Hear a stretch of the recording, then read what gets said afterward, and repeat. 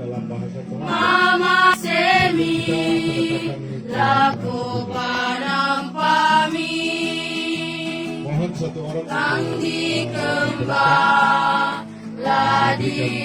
ladireke.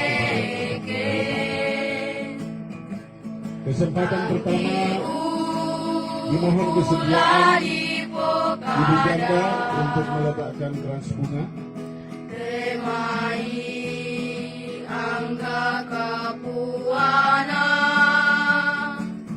Mama Semi lako kaleki kure-kure sumanga boleh paraya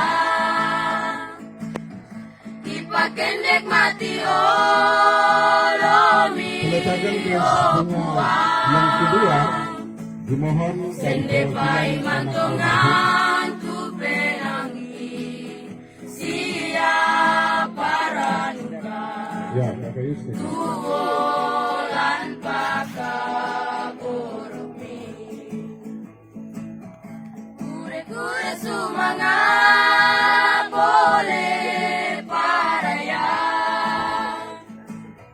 kipakendek mati olomi okuan sendepai mantongan tu penangi Peletakan kras bunga berikutnya yaitu yang mewakili keluarga dari mama almarhum yaitu Bapak Petrus Kabisa.